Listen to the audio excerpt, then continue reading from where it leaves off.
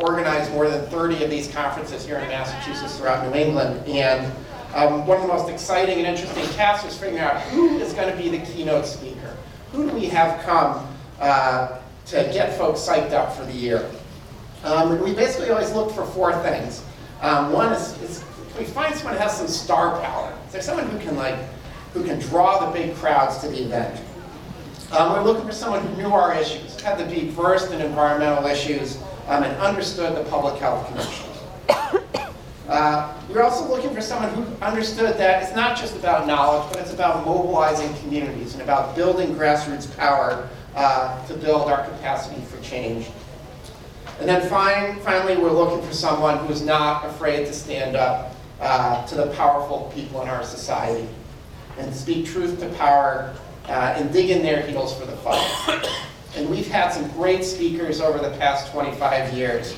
We had Jim Gordon, who's the proponent of Cape Wind down in Nantucket Sound. We had Tony Mazzocchi, who is a national leader of bringing together labor and environmental activists. We had Ken Geiser, who started up the groundbreaking Toxic Use Reduction Institute up in Lowell. We had Francis Moore LePay, who wrote Diet for a Small Planet and is an advocate for increasing democratic action in our country. Judy Bonds, who fought mountaintop removal in West Virginia. Denny Larson, who started the Bucket Brigade in Oakland, California, to allow people to do their own testing of air quality.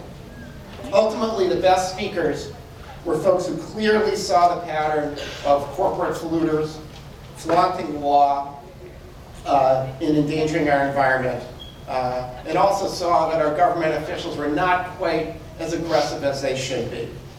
And these are folks who stood up, our speakers stood up and challenged these corporate polluters and government officials to take the next step.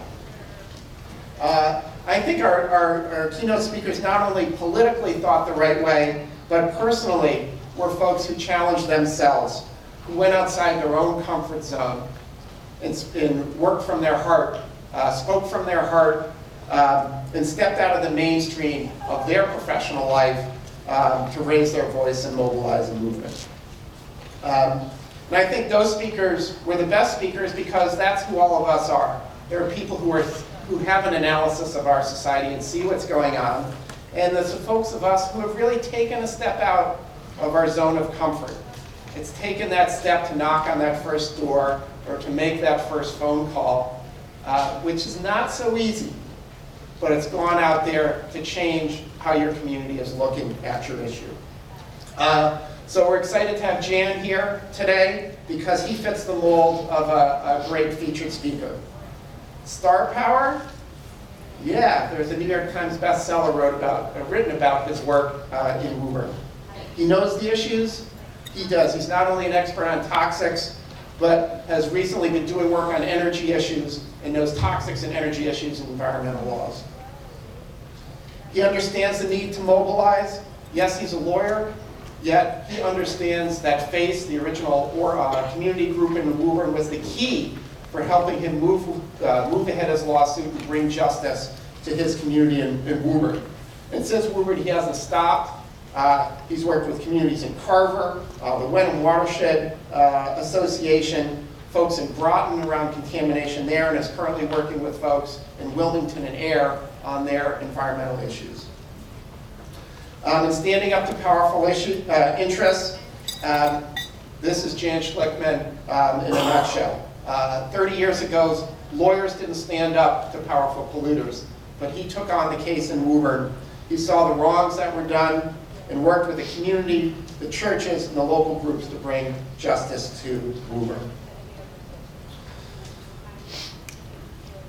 So Woburn really was the start of his career in our movement, and it really was the launching point for Toxics Action Center.